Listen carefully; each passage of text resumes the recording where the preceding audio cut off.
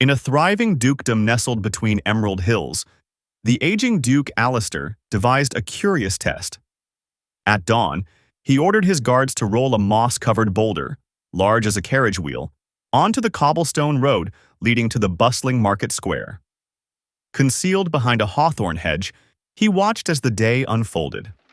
First came Lord Reginald, the Duke's own treasurer, in a velvet-lined carriage. His driver cursed at the obstruction. "Blasted thing! Who left this here?" Reginald peered out, scowling. The roadkeepers grow lazier by the day. Someone ought to flog them for this.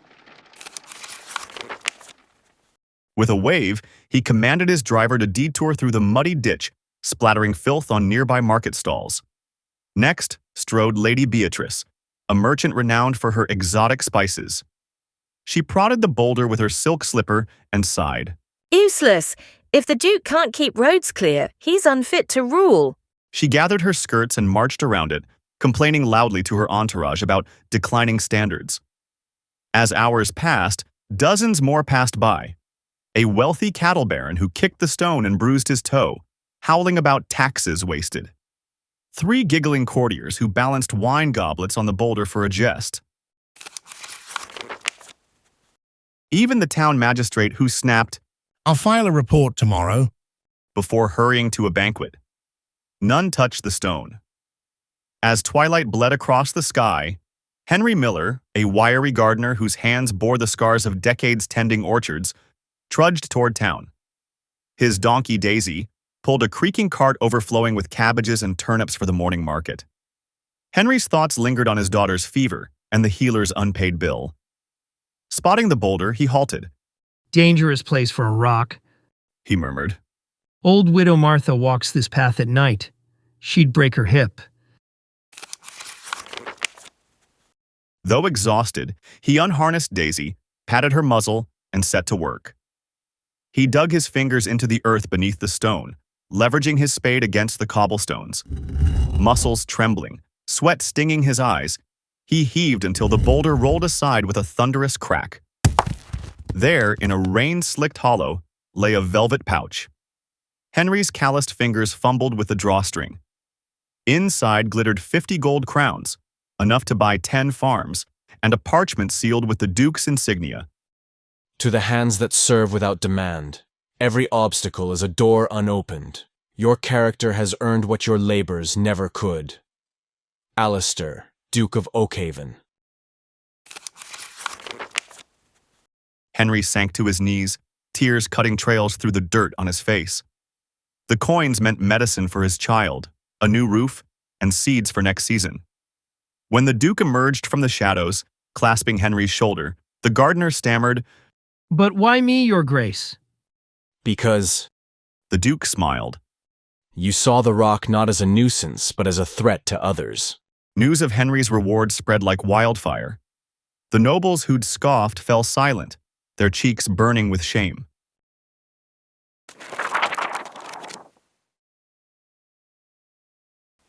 All right, story lovers, let's decode this tale together. I'm your host at DecodeTales, and today's story isn't just about a lucky gardener. It's a masterclass in human behavior. Grab a cup of tea, and let's peel back the layers. First, the invisible hierarchy of complaints. Notice how every noble felt entitled to criticize the Duke's leadership? Lord Reginald blamed roadkeepers. Lady Beatrice questioned the Duke's competence, yet neither considered they might be the solution. Sound familiar? We live in an age of hot takes and outrage tweets, where ranting is easier than rolling up sleeves. The story whispers, blaming others is the noise before surrender. Second, the currency of empathy. Henry didn't move that boulder for gold. He did it for Widow Martha, someone he'd never name-drop at a banquet. His action flowed from visualizing harm to others. Modern psychology calls this perspective-taking. The Duke called it character. In a world of selfies and self-interest, Henry's empathy was his superpower. Third, obstacles as camouflaged opportunities. That velvet pouch? It's metaphorical gold.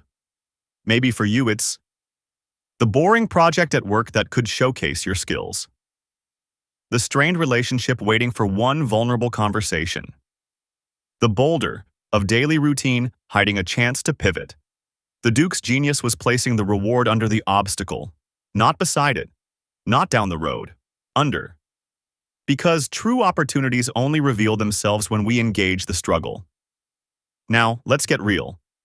Why did the nobles fail? Pride? Laziness? Actually, something subtler.